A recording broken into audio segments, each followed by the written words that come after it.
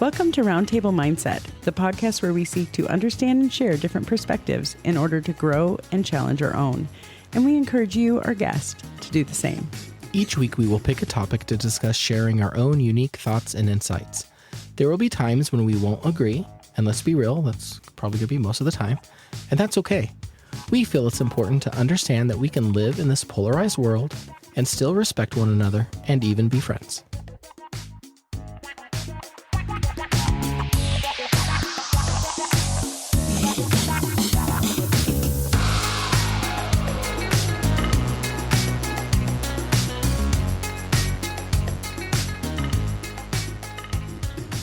Well, hello and welcome back to Roundtable Mindset. This is Jamie. And I'm Mahlon. We're back for another episode where we're going to learn something new today. Don't we learn something new every time we talk? Well, God, I hope so. It's kind of... No, it's same old. It'd be kind of boring otherwise. Right. So remember last week we talked about this thing? Let's talk about it again. Well, I am notoriously good at beating a dead horse. I can beat a dead horse with the best of them. So if we want to do an episode that's just called Dead Horse, I'm there. Well, we're already talking about that, doing some revivals of old episodes. So I suppose that makes a lot more sense now, Mahlon. I have a better insight into who you are as a person. Some of it's intentionally and some of them is not intentional. But again, I like talking about some of the stuff that we've already talked about. And I know we've had several listeners tell us, they want to hear updates with several of our episodes. So I think it would be good to kind of come back and do a revival of some of these past episodes and maybe try to find a different twist or learn something a little bit new. That'd be kind of fun. Negotiations continue then. We can do that. Negotiations. Like it's just not us throwing a dart against the wall to say, yep, we'll do that one next. That is not entirely accurate. Well, I'm saying when we are looking at old topics we've talked about to bring them back. Oh, gotcha. Because we're just pulling from the past and saying, yeah, let's visit this one. Every once in a while, I wonder if our listeners can tell which weeks it is that we're just like, yeah, sure, let's do that one. Like the dart against the wall. I don't know. Because every once in a while we do. Yeah, I was going to say that does happen. Although we do have a pretty extensive list of topics. It's just a matter of how do you pick which one we want to do next? To me, that's the dart against the wall. Because I think they're all fascinating and I have an opinion or I want to talk about all of them, but you can't do it all in one episode. So it's a matter of, okay, which one's first? And that's where I need something to kind of help just pull them up and say, this one's next, do this one. There you go. I agree. We should really get a dartboard. That might be kind of fun. It might add a new layer of excitement to our podcasting. Ooh, so, I don't know, you know, Jamie, that I do like food reviews when I go out with friends and I take photographs. I'm a Google reviewer. I have a pen to prove it. A lot of them, yes. It's weird. So, like lots of people. So what I did, and maybe this is what we need to do, is just put all of our topics in a list and number them and then use a number generator to just randomly pull a number up. And that's what we're going to record. That would be... It's funny that you said that because just as you were talking about your Google reviewing, I was like, or we could put them all in a jar and shake it up and just draw one on air, live, recorded before we release it to you guys. That terrifies me. Just that terrifies me. I don't like to do that. Okay. Yeah, me either. Thank you. Let's not. Okay. So food for thought. Do you have some food for thought today? I do. So here's something that is a question for us that is a little bit... I think we could go as deep as we wanted to with this, or we could say surface level. So I don't know. I'm just going to ask the question. So here's the food for thought for today. What are the benefits and drawbacks of believing that life events are random or planned? Oh, I forgot the first part of that question when I said, yeah, that's a great idea. What is it again? What are the benefits or drawbacks of... What are the benefits and drawbacks of believing that life events are random or planned? Okay. Yeah, I wasn't paying attention to the first half of the question. I'm sorry. Like when you told me that the first time, I was like, oh, no, that's great. Yeah, random or planned. Let's talk about it. Well, I think it goes into our conversation today as well. But yeah, random and planned, I think there's a lot of debate around that. And a lot of people's personal beliefs are life events planned or are they random? Or can they be a mix of both? Yeah, I think that's, and that, I think that's why I must have ignored the first part of the question, because there is so much to unpack even there, like, I don't know that I necessarily, I don't know. We've talked about this a couple of times. It's not like I'm all like, kumbaya, let's talk about karma or anything. But, at the same time, you think about an action has a ripple effect, right? And so how often is it maybe a consequence of positive or negative, not like just a negative consequence, but something that we're experiencing now is a consequence of something that we did earlier. You know what I mean? Like, well, yeah, like the ripples on a lake. It's like cause and effect. Decisions that I'm making now, I may not see the impact of my life, good or bad, until days, weeks, months, even years from now. What I thought was a good decision that I'm doing now, again, to your point, cause and effect, it depends on when it starts showing up. This question, when it came to me, of course, I was sitting there listening and I was thinking, okay, this would be good to bring up today and talk with you. But how I was interpreting that question, because I like to go a little bit deeper, is, do you believe that everything in life is random, or do you believe it's all part of a grand plan? And this can touch on, philosophical debates and attributes. I could go a religious route, or it could be whatever we want it to be. But I've always grown up thinking and believing that there really isn't a lot of chance and randomness in life, that almost everything that we do is planned out, or part of a plan. And so, I know when I say that out loud, it sounds a little weird, because you can play a board game, for instance. You can roll a dice, and that's by chance. You don't know how, go back to my family's game of Monopoly, where I don't know where I'm going to land on the board, who's going to win. It's all based by chance on how you roll the dice. Well, if you take a layer up from that, something as simple as a board game, maybe it was already predestined to see who was going to win that, and just a matter of us playing it out seems random, but the outcome was always going to be the same. Hold your breath. I disagree. Shocking. I disagree. No, I don't know. I think that I love the idea of, I don't know that I believe in random either. Like, I feel like there's got to be a third option, because I don't necessarily think that, randomly a piano is going to fall down in the middle of my house, right? I mean, that's the idea of like chaos is random to me. So I guess, what I like about the question is, what is the benefit or what of drawbacks? Benefit and drawbacks. Like, the benefit of believing that things happen in a random way, it's almost it offers some freedom. You know what I mean? Like, I can live in relief to know that I don't have to fulfill some plan that was there for me, that there's not something I have to seek or discover, that if a piano randomly falls in the middle of my living room, it just is, right? Like, the drawbacks, I think, though, I guess it almost relieves, if I'm following some plan, if everything is planned out for me, it gives me someone to blame. It gives me someone else to lay the responsibility on if it doesn't go the way I want it to. But it also relieves me of any responsibility of that blame too. You know what I'm saying? Like, well, is there less responsibility in my choices because, well, it was planned this way anyway, right?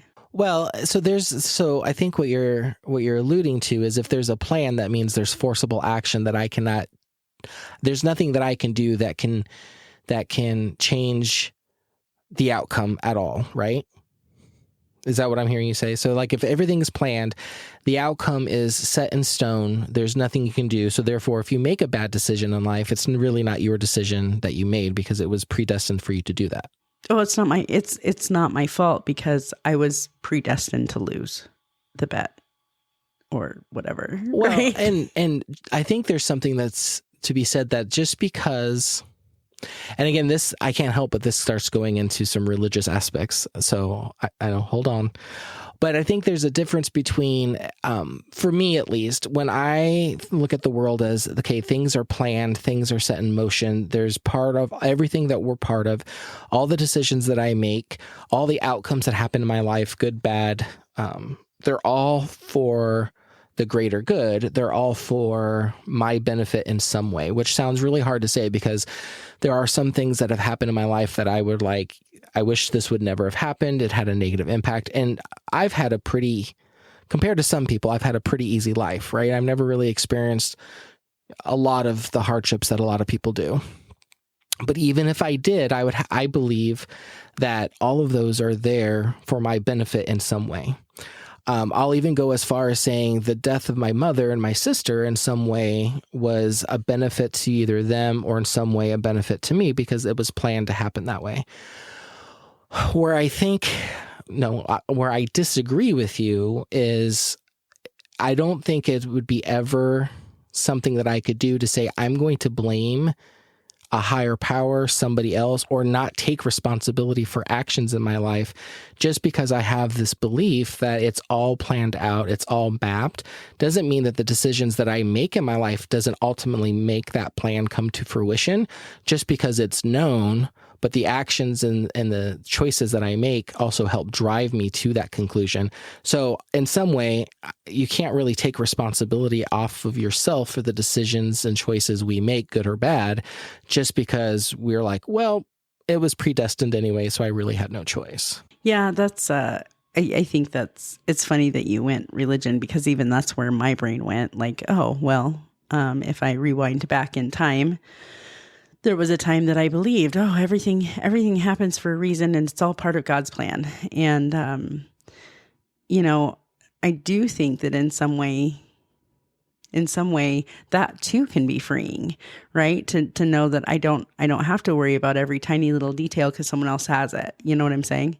But there are different things that have happened, I guess, in my own life where I'm like, I don't know. That doesn't seem planned, or, I think that's a huge philosophical question. So maybe we should go back to the benefit and disadvantages. Yeah, it's a slippery slope because I think anytime you turn a corner for this philosophically or religiously, you're going to go deep. I think it's going to be like, well, exactly. So we could do a whole episode on that, but we say that all the time. We could do a whole episode on your favorite color socks. Right. So I was just going to say, let's get real, Jamie. We can talk about almost anything at this point. So no, from my perspective if just go off the question, and again, just looking at is the benefits or the drawbacks, I think there's huge benefits, believing that your life is planned, that that there is a higher power, God has everything in control, things that happened, even at a negative space, it's by design, although we might not understand that design at this point, we just have to trust and believe and keep moving forward. To me, that gives me great comfort to know that there is not, if a piano is going to fall through the roof of my house, it's because it was there for a reason, not because it just fell out of a plane and landed on me with no rhyme or reason. I think that's what scares me more than anything, is if we were all walking through life and there was absolutely no order to things, there was no plan to things. It was just chaos after chaos after chaos, randomness, complete chance. All of those are frightening things to think about. So to me, that the benefit of knowing that there is a, for me, there's a God who is controlling everything, puts my mind to ease and lets me put my head on my pillow. So that's the huge benefit for me. I think I make choices. I do. I think that's option number 3 is probably the ripple effect for me. I think that the things that I experience are based on actions that have happened, either choices and actions that I've made or choices and actions that were made before me, maybe even, choices and actions that my parents made. But that those are all effects of someone else's decisions. And I guess I don't choose to think it's random, but at the same time, I have a really difficult time. And this is going to totally bleed in, I think, to our conversation today. But I have a really difficult time when I do, I meet lots of different people from lots of different walks of life. And some of those walks of life are pretty tough. And I have a really hard time believing that that's part of some plan, that someone planned that for you and that, that was not that it can't be used for good. I don't disagree with that idea. I think that the reason I do the work that I do is because of the challenges that I faced, and I want to support someone else as they're walking through that type of path also. But, to think that, I was born and all of the terrible things that happen and all of the good things that happen are part of a plan. And so I just have to accept that. Makes it really difficult for me. It's easier for me to think, I made some pretty rough choices and that's what led me down this path. And I can make amends for that, and I can correct those actions and make amends with myself for that. But I think I struggle with the idea that is someone else's plan, that I'm just a victim of that. So, well, and I think there's a way of knowing, your actions have consequences. We've talked about that earlier. And I think there's an awareness of saying there is a plan that is for my life. Do you follow that plan? Are you following the plan that was intended for you? Because maybe the third option or the fourth option is there is a plan for you, but if you're not fulfilling that plan or you're not following that plan and you're going and doing your own stuff, maybe there's some consequences to that. So maybe that's what people's feeling. I think another interesting thing, maybe to round out the food for thought so we can kind of jump into our regular topic here, is even in your descriptions, and I've said it too, I've always been, I focus on the negative, like, horrible things have happened. I've never experienced some of the things that people have. And your statement just now, Jamie, you were like, I've seen a lot of things, horrible things happen to people. And why does that have to happen? Is that part of a plan? But none of us really focuses on when things are good. If people win the lottery, people are like, oh, that must have been part of a plan. And I can accept that. I think it's hard for us to wrap our mind around a plan in place for us that requires us to walk through some pretty dark times in our life, because obviously, everybody wants the best for them, but sometimes maybe the darkest path or the darkest times on our path is what we learn the most or is the most valuable to us. So I just think that's interesting that when we talk about this, when we're talking positive things, it's really not a question. But when it starts getting into the heart of some troubling times or some negative or, suffering that goes on, that's when the questions really come out. Well, why would this be anybody's, plan in life? Why would this have to happen? And I just think that's interesting. Well, and to be fair, I feel the same thing about positive things. Like I work my butt off to, do all kinds of things. I work really hard to learn more in my job. I work really hard at home. I work really hard to be the best person that I can be. And so I don't think that's random or planned either. I think that that's a choice that I made to work really hard to be reflective or learn more about, who I want to be, or you know what I'm saying? Like I work really hard for that too. And I would totally I'll take the credit for that. I absolutely give myself a pat on the back for that. You know what I mean? Well, yes, but who gave you the opportunities that gave you to that place? Just because you capitalized on them, but who was the one that put those opportunities in your path?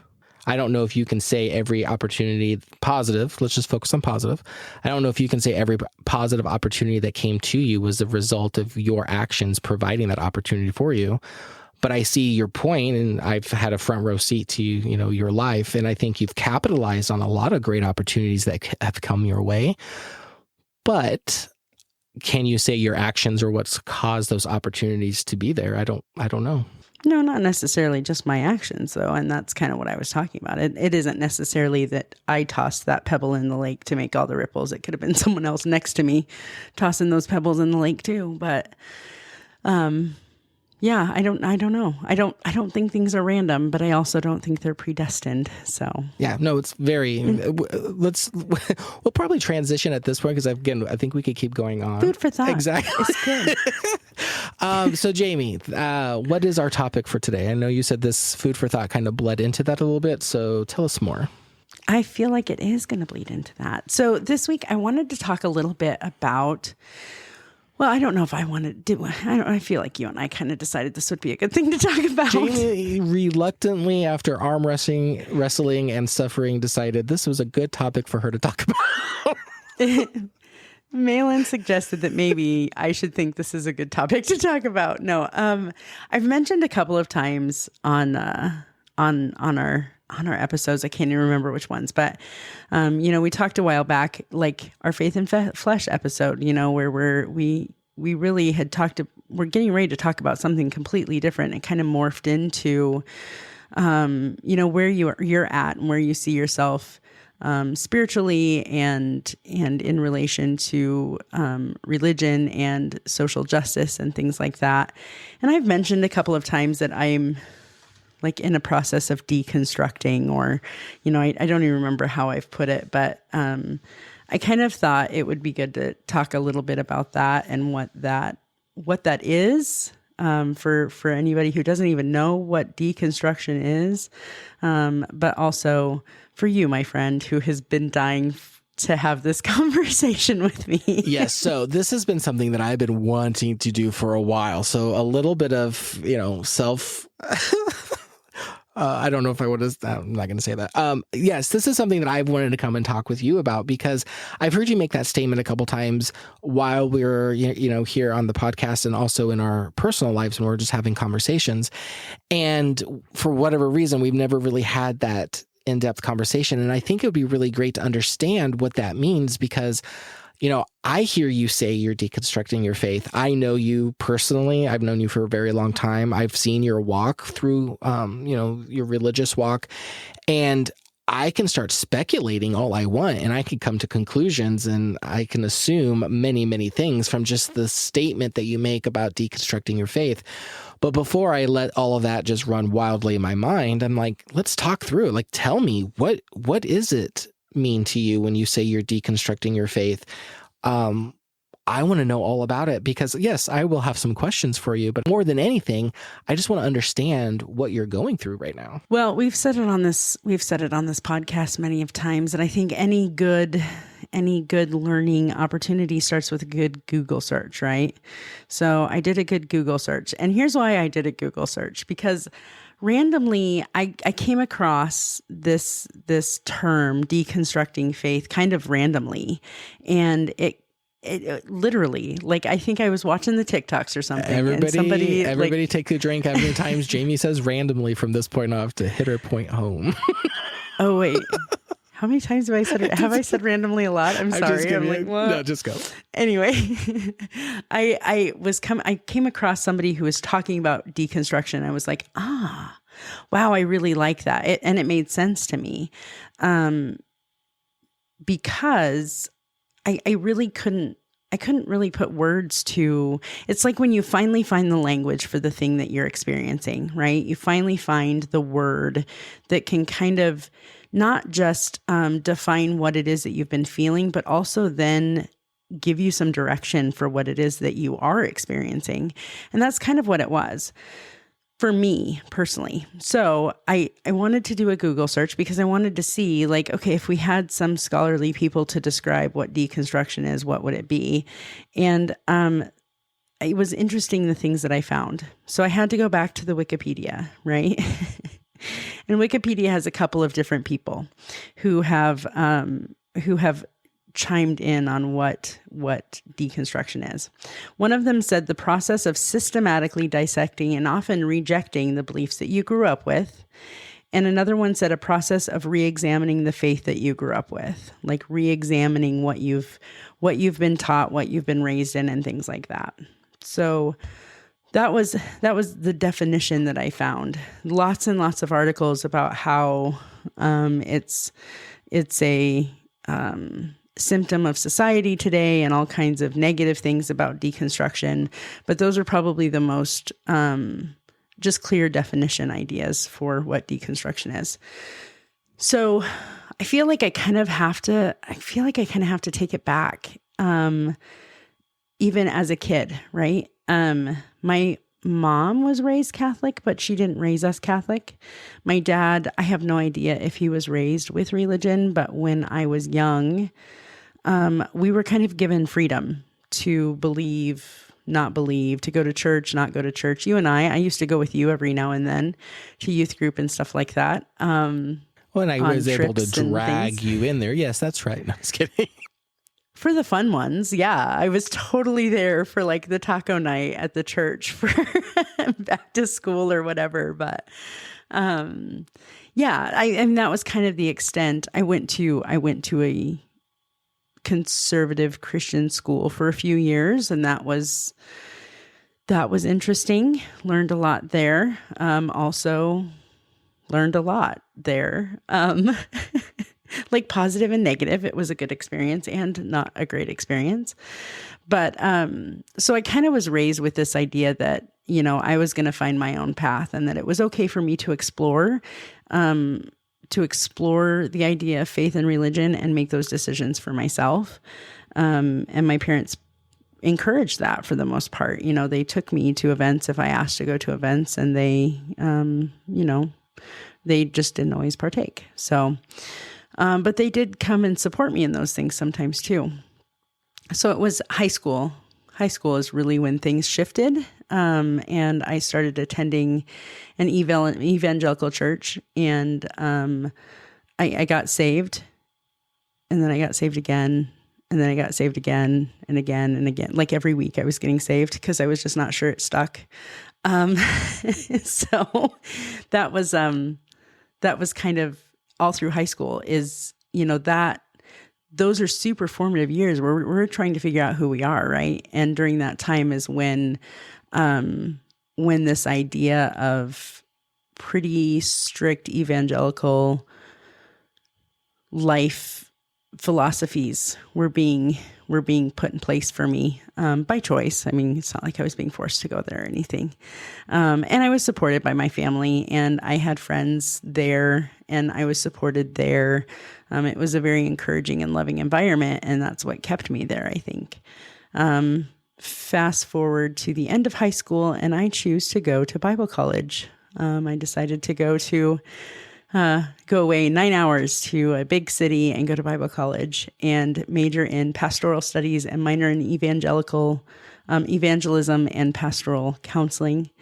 And that lasted about a semester. And then I came back home and decided to go to the local university and lived in faith for several years that way. And I think it's been, I don't know, I'll be super honest. I think it was 2020. I really think it was the pandemic and what happened in 2020 that kind of started solidifying and pulling things together and pulling things apart at the same time. And there was a lot of solitude in that time. There was a lot of separation in that time. And it didn't begin there, but I think that's where that's where I started noticing it. Does that make sense? Yeah. So for what I'm hearing you say, and I think it's really great that you're searching and you're looking. I don't know if I want to say, you know, questioning. I didn't realize how much in high school you felt like you needed to be saved so many different times because I don't think I knew that. It wasn't just high school. It was I was that girl every week in the front of the church, every altar call. I was down in the front, scared to death that I wasn't actually saved. Yeah, I don't think I ever knew that about you. So that's interesting. What I like what you're saying though is I think everybody needs to be able to look at religion the way that you're looking at it. Is I don't think it's you inherit your religion or your beliefs from your parents. It might be where it starts, but at some point in time, everybody has to own that for themselves. And so that's what I hear you say with you're deconstructing your faith right now, or to me, you're analyzing it and you're making your own. Now, where that outcome ends up, I'm not sure, but I think what it sounds like you're starting out to do is what a lot of people should do. Because I've met a lot of people that are like, oh, I'm a Christian, or I'm a Catholic, or I'm this, or I'm that. Well, why are you that? Well, my parents were. Well, that's kind of, in my opinion, that's kind of a terrible way to have a relationship with God, is because it was your parents' relationship that you inherited. It needs to be personal. So, anyways, I'll be quiet so you can continue. But that's what I'm kind of hearing from you, and I'm kind of excited for you that you're taking that upon yourself to really dig in and see what that means for you. Well, and I'm not sure I can say that this is just beginning or that I'm quite finished yet. I feel like this is a process for me that's been in the making for a long time. If I were to rewind back, I think it probably really started with, I would say probably around the time that my kids and I moved out of our home and I separated from my ex-husband. I think that's probably where it really began. But there's always been some, well, and you can probably even validate this. There has always been some doubts and struggles that I've had in swallowing pieces of the religion that I chose when I was in high school. I was super dedicated. I was super dedicated. I was at church every night of the week. I was at every single function. I was volunteering for every opportunity that they would let me volunteer for. That continued even after I got back in college, and went back to my church. I continued that path. So it's not that, and I went to Bible college. I studied everything. Everything I could get my hands on, every book I could get my hands on, I was devouring it, trying to make it make sense. Well, that's the problem with supernaturals. You can't always make it make sense because it defies the laws of physics and the order of things, and the natural world. It all goes against that. Some of it can be, anyways. Sorry, I think I cut you off. Go ahead. No. I just I think there's always been pieces that I've struggled with. There's always been parts of it that I just put on the shelf. And I think we've talked about the shelf before, those things that you can't explain because it doesn't make sense. And you put it on the shelf, and those are the questions you ask God when you get to heaven, right? Like, why mosquitoes? Why do we need mosquitoes? All they do is spread disease, right? So why did we invent, like, why, God, did you feel the need to create mosquitoes, right? That's a silly question. There were a lot more serious questions too. And the more things that I put on that shelf and the more life I experienced, to go with that, I think the weaker that shelf got and the harder it was for me to fit things on it. And it was like 2020 and the pandemic was like the shelf breaking moment for me. You know what I mean? It was like all of that stuff over time just kind of came to a head, and it was like, I don't know if this is who I am. And I don't know if this is something that I can believe and follow. And is it, so if I can dig in there, because I'm curious, because I think you're doing a good job summarizing, but I'm going to try to pry a little bit more into there. So okay. If 2020 was the breaking point, and there's some things that you were putting on the shelf before 2020, some of the things being, and I know you did something silly like mosquitoes, like, why do we have to, because I say the same thing, like, I hate spiders, and I'm like, literally, Noah Ark, you can't kick 2 spiders off. I mean, let's be real. But no, but if you start thinking about all the things that go, awry, and I hear this a lot from people too. Why are there wars? Why does a loving God allow bad things to happen to good people? Why do we have babies dying of SIDS? Why are there stillborns? Why, all this horrific things that happen in this world? And it's like, again, go back to our food for thought. For me, it's like, well, there's a plan that's in place, and there's consequences that have to happen because of, sin being ushered into the world. And so to me, there's a rational reason why we have to suffer through these things. So I'm just curious, like, in my mind, I can rationalize that away, but is that kind of what you're talking about? Is there's all these things in the world that you just can't understand? where your faith was at and that it wasn't aligning? Or can you be a little bit more specific on what some of those things you were putting on a shelf were? Yeah, I think things like how I'm trying to decide like how like lightning rod I want to be here. So I'll trudge lightly. Don't crucify me, my friend.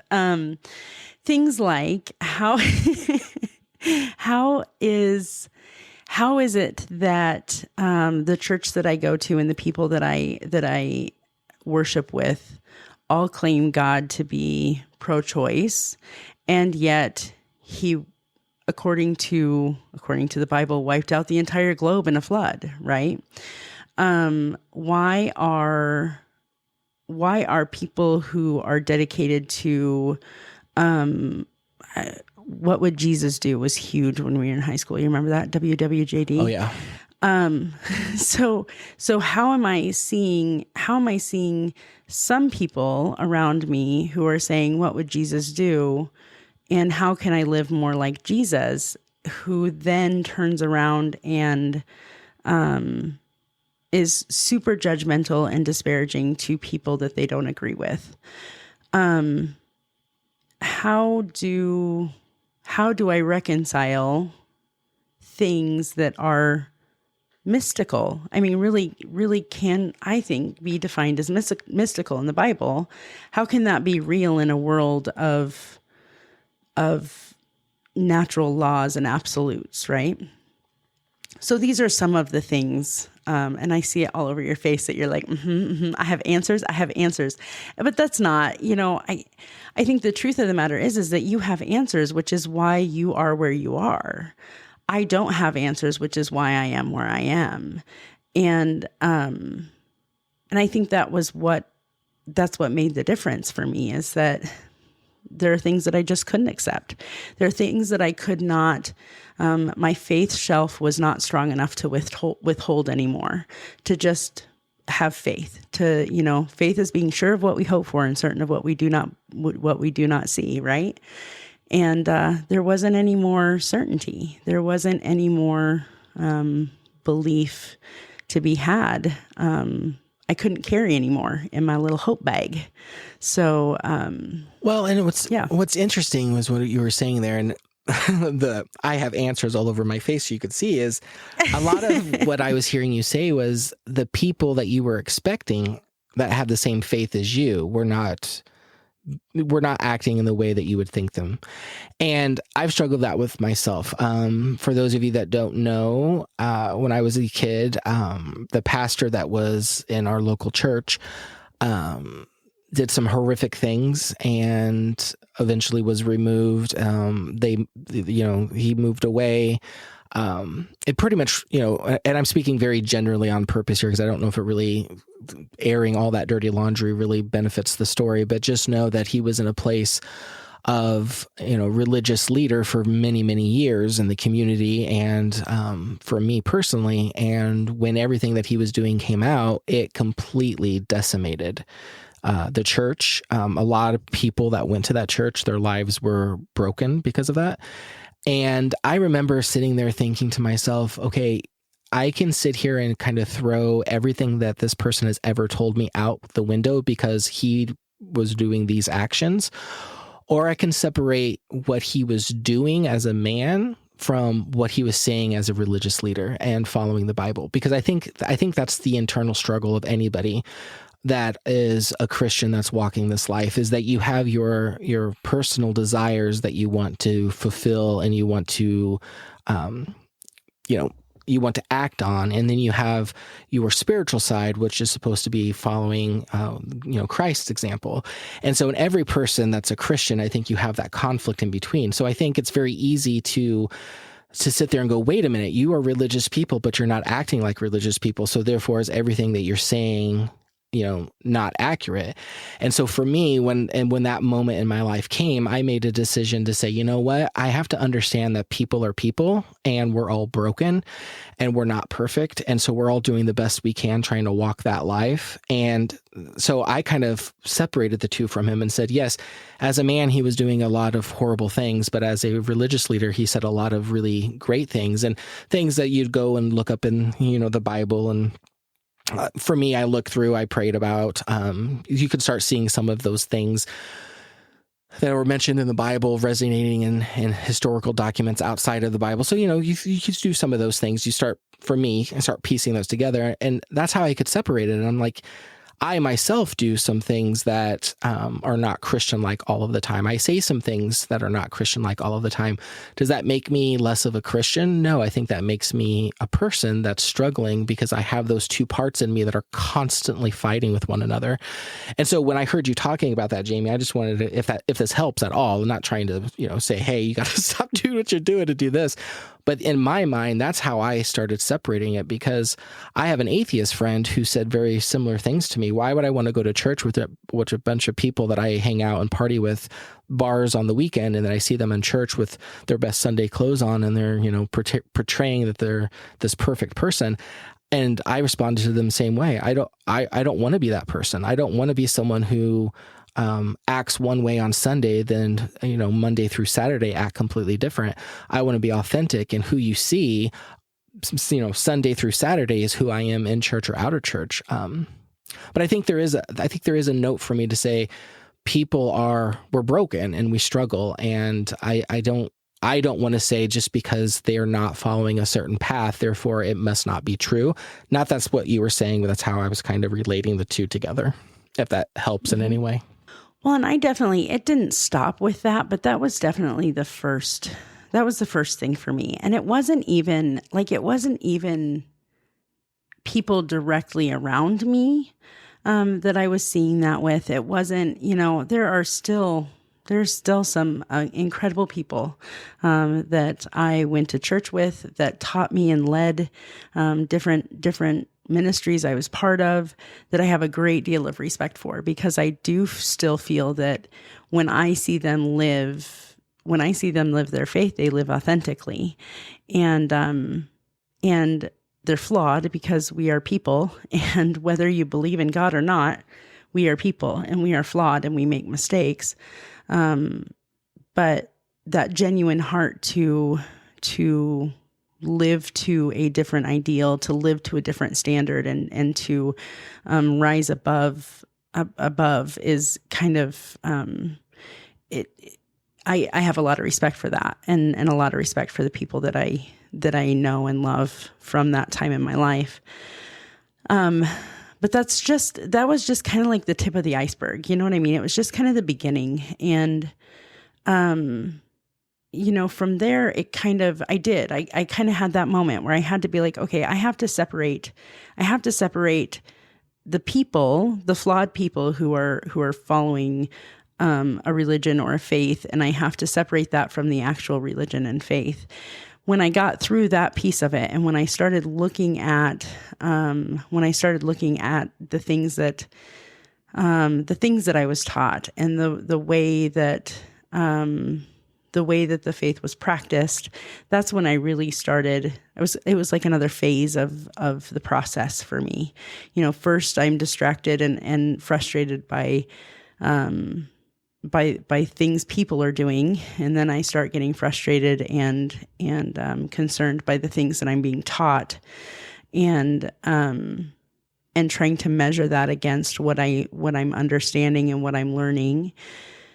And then I started looking into the actual, looking at the Bible and finding using a different mindset to examine what I had been taught about the Bible, what I was reading in the Bible, what I was learning in the Bible, and examining it in a different way. And that was probably the last piece of this process for me. Not that I'm done. I think that there's always time that, I'm going to have something else that's going to come up, and I'm going to have to re-examine that and look at that again and compare it to what I've learned as a human being, what I believe in my soul, what I have been taught, and how I want to live my life, and really examine what value it has to me, and if it's something that I need to look at again, or if it's something that I'm going to move forward from. So that, it's been difficult. It's been a difficult process for sure. Even recording this has been a difficult process, thinking about all of the people who know me, all of the people who have known me for years and years and years and don't have any idea, maybe we haven't had contact in a long time or something, but, it's hard because I have value in what I've learned. I have value in what I did and the experiences that I had as a young person, in church and in youth group and in all of those spaces. And yet I reject at the same time. You know what I mean? I'll also be super transparent. Some of the other things that contributed to like this whole process are things like, learning about other religions really threw some question and doubt in for me about my own religion. And I've always been fascinated by different faiths and different religious practices and things like that, but really digging in and learning about different practices and different religions, major religions, not like super subversive religions or something like the biggies. It was really interesting to me, how, another religion, and you think, oh, that's really weird. But then I think about my own religion and think, I bet they think that's really weird too. You know what I mean? Like, if I think that's weird, why is mine better than theirs? Like, why is it that mine is the only true one and theirs isn't? You know what I mean? So some of those thought processes, I think, also really started formulating the idea that maybe it worked for me and that was good enough, and it doesn't work for me anymore, and that's okay too.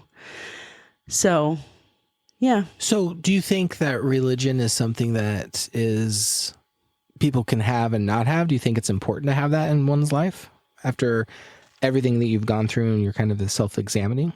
I think that what's important, and I hope I say this in a way that it doesn't sound trite, because it really is how I feel.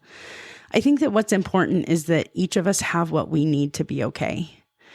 And for a long time, that's what I needed to be okay. Like I needed to have a space where I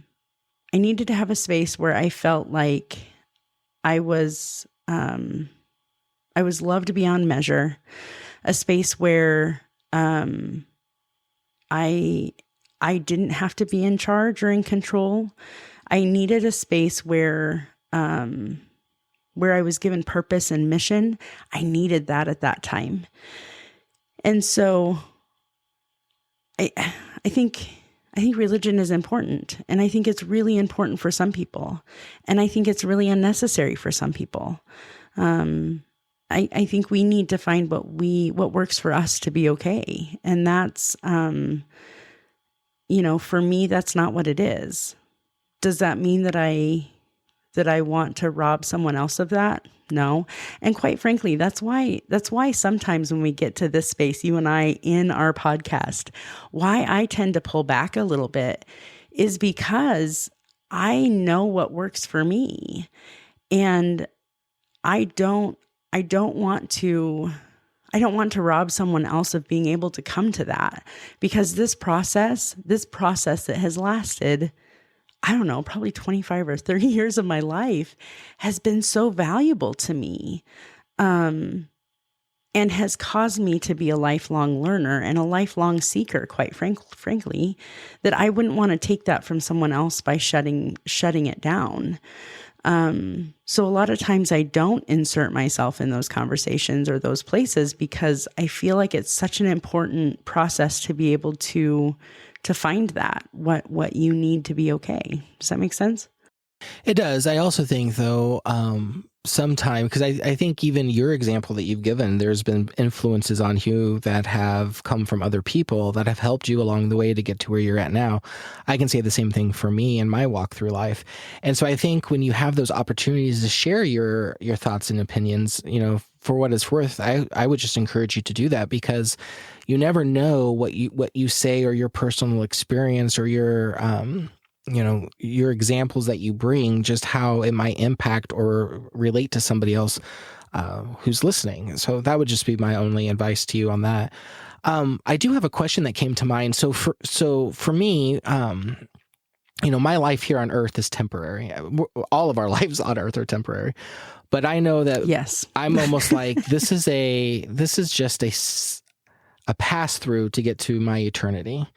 And so for me, getting to read my Bible and learn who God is and see the life of Jesus as an example for me to follow and get a glimpse of what that looks like after this world ends for me is really important. And it's really a huge part of my faith structure and who I am as a person, even, and who I'm trying to be in this world.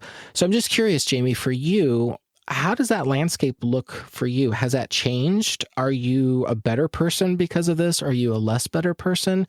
What is your outcome for you when the final curtain closes and this world ends for you? I'm just curious. Have you thought that far? Well, of course. I mean, who doesn't? I think that, okay. So without judging someone else's walk, right? I will speak for myself. Which is a good idea. Well, I think these are the kind of hot button topics I think that cause so much strife. And I think most of the time it's because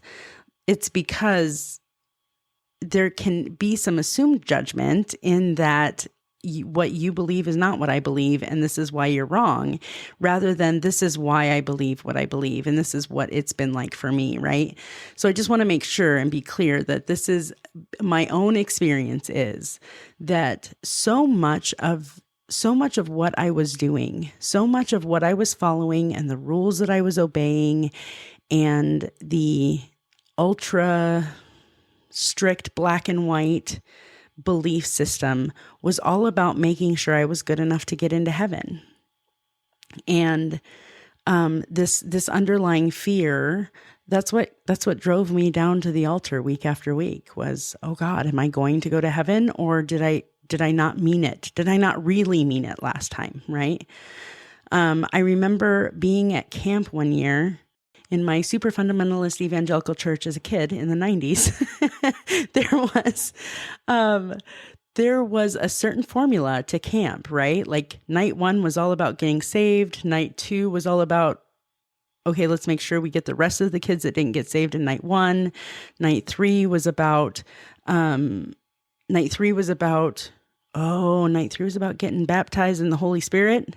And then night 4 was about, what are you going to do when you get home and how are you going to take this with you, right? And not backslide for the next school year so that you're not over here on night 1 getting saved again next year.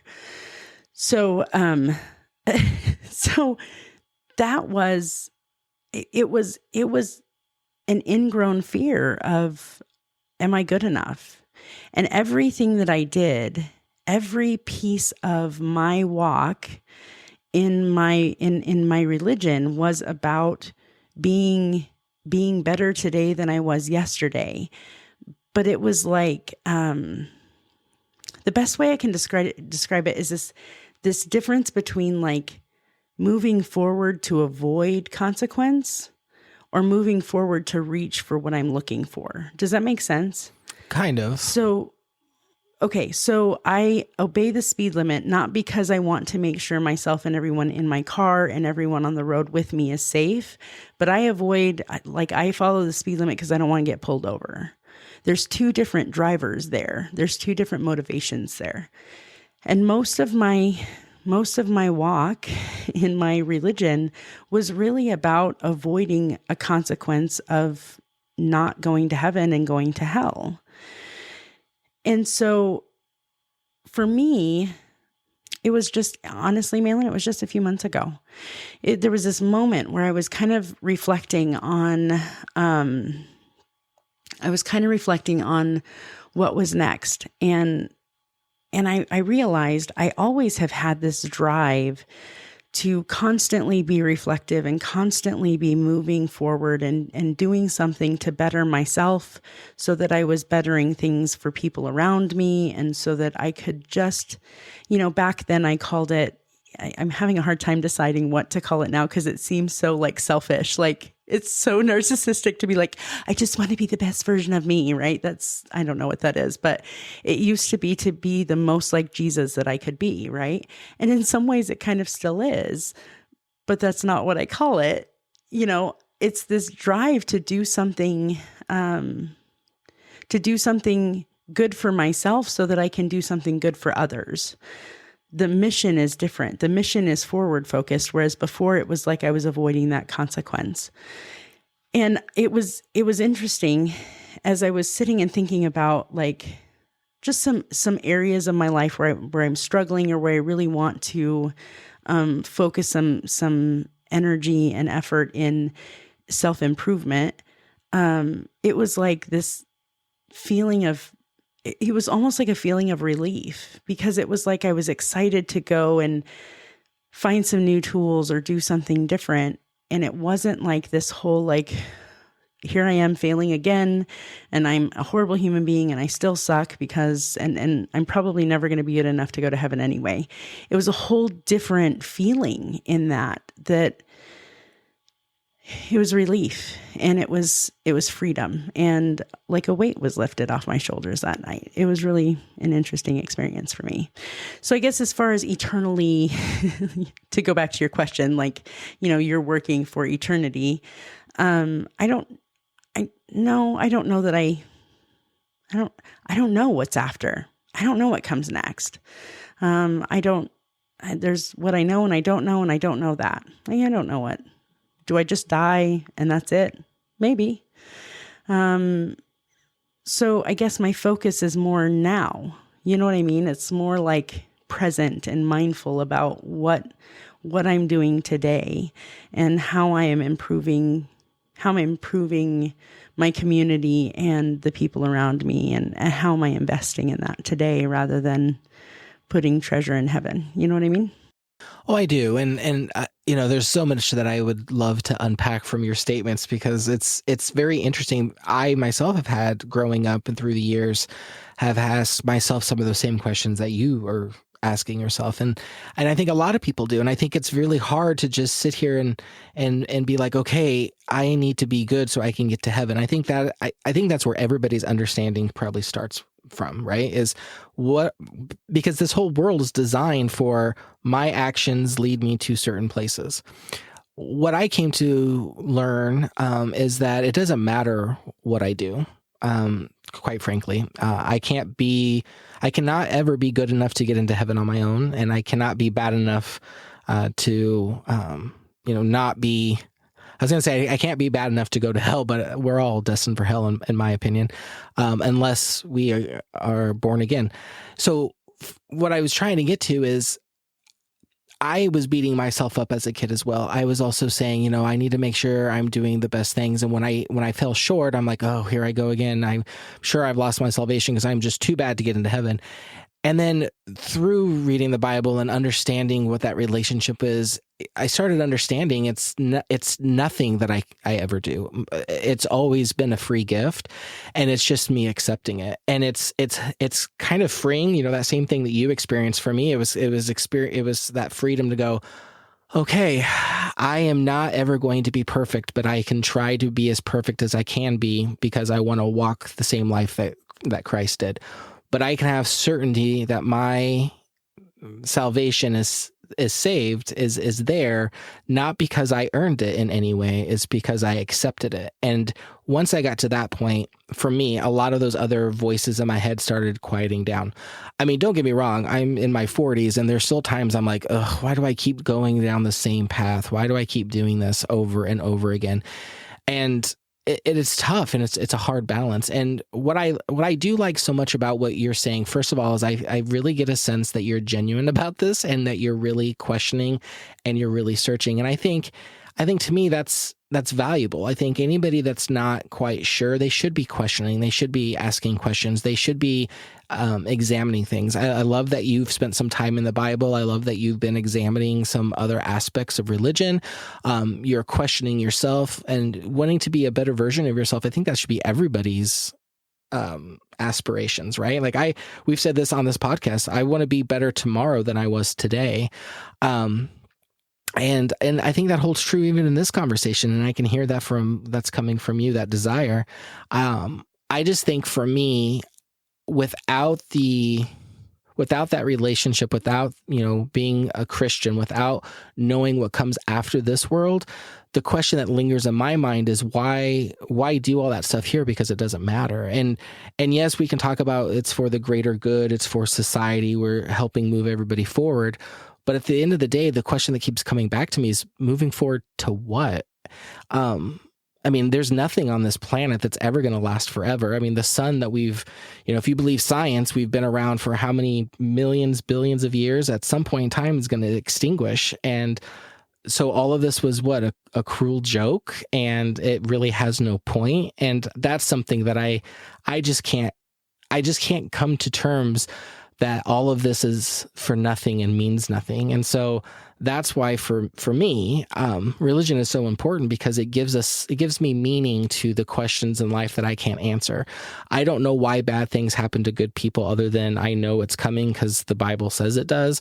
I don't know why evil people in the world sometimes get ahead, other than it says that in the Bible.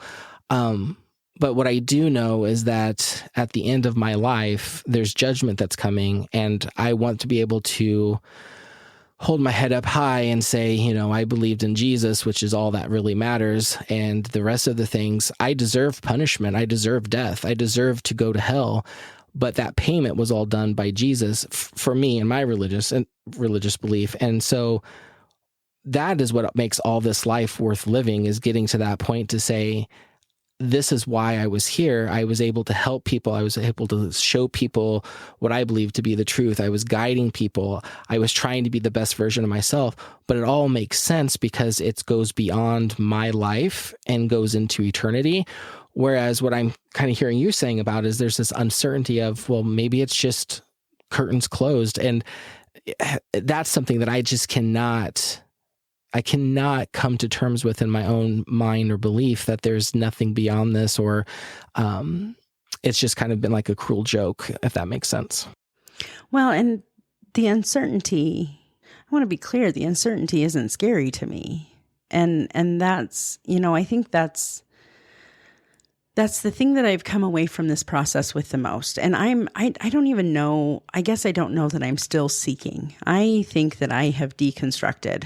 I think that it will probably be something that I will revisit over and over again when new ideas or new thoughts or new beliefs are challenged in me. But I have deconstructed, and I have looked at the things that I was taught from the time I was young. And even then, through a big resurgent as an adult and a growth in a more mature faith, I'll tell you what, that whole like grace thing, that came from a space, and it came from church. It came from a new group of people that taught me a whole different lens to look through faith with. And, that it's not uncertain. The uncertainty isn't scary for me. I don't have to wait till the end of my life to stand in judgment, because I kind of do that every day. I take some time every day to say, okay, did I do my best today? Did I give it my all today? And the things that I didn't give it my all, how am I going to shift that tomorrow and be a better version of myself tomorrow? And I know, because I've been in that space, I know that people could look at that and say, wow, you're so self-focused. I suppose it does sound like that. If you come from a lens of believing that you have to focus all your energy somewhere else, I could see where it sounds like that.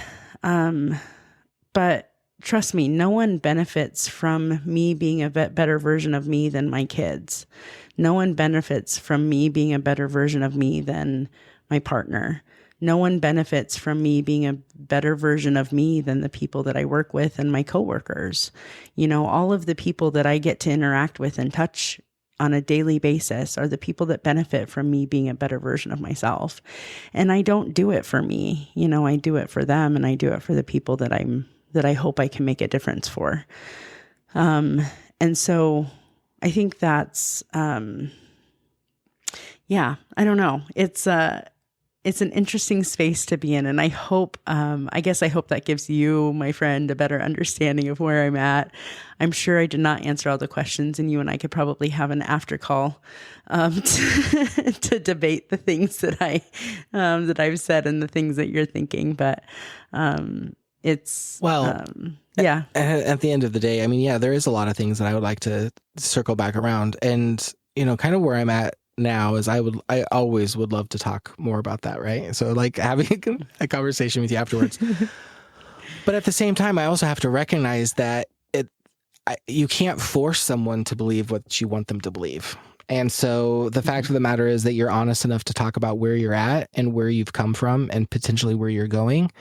The most I can ask and hope for is that you will still have conversations like this with me in the future, because I can't tell you, nope, Jamie, that's all good and dandy, but that's not what you're going to believe now. This is what you're going to believe. And you now have to take it to heart.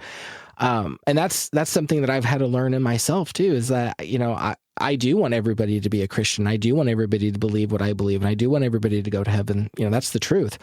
But the reality is not everybody's going to, and you can either love them for who they are and try to walk life with them, or you can discard them and say, well, I tried, and move on.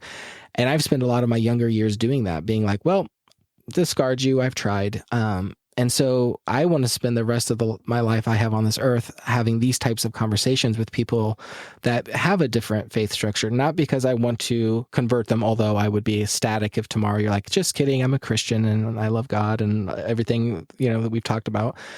But our podcast would be so boring if we did that. Well, I mean, let's be real. Well, we always will see the world a little bit differently. But my whole point to that statement is, it's not important for me to make sure you believe what I believe. I think it's more important for us to have these types of conversations. And I want to keep having discussions with you about this. I do know a little bit more about where you're kind of going, where you're coming from. So that's helped me out a lot. And I'm sure there's some people that are probably going to listen to this that will be able to relate to kind of what you're going through. And so, I think it was a great conversation, and I'll keep looking forward to more opportunities. Very cool. No, I appreciate the opportunity, and I hope this. I don't know. I hope this helps some of our fun seeker friends who are like, we don't really get you, Jamie. So I hope that helps. But they still don't get you. But no. But now we have more information anyway. Well, again, back to the episode that we did, you're right. There were some things that I was like, okay, but you say deconstruction, but what does that mean? So now I have a lot more clarity. So thank you for that. Well, I suppose we could then come back and have the other conversation after you learn. Now you can debate, right? I'm just kidding. I don't really want to do that. Do you hear this in the background? I just started to. Oh my goodness. See, I think my puppy, Cooper, has a timer, and he's like, okay, your episode is done now, Mama. Come take me outside. So we should probably wrap it up for that reason, if nothing else. I was going to say, that's probably a good reason to just kind of put the pin in this. So, all right. Well, everyone, thanks again for listening and coming to the round table. Jamie, appreciate you, talking through your personal stuff with us and letting us kind of peek in a little bit and get a better understanding. I think it was a good conversation. So thank you. I appreciate it. Thanks for listening, everyone. And we'll see you next time on Roundtable Mindset. Bye. Bye-bye.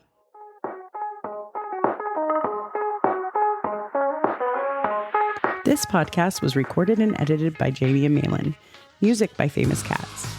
If you have a topic you'd like us to discuss, please email us at roundtablemindset@gmail.com. Text or call us at 402-819-8999 or join the conversation on Facebook at Roundtable Mindset Podcast. And never miss a new episode by making sure you like, subscribe, and share wherever you listen to podcasts. Thanks for being our guest today. See you next time at the Roundtable. And remember, your opinions and perspectives matter and are appreciated, but might not always be shared by others, and that's okay.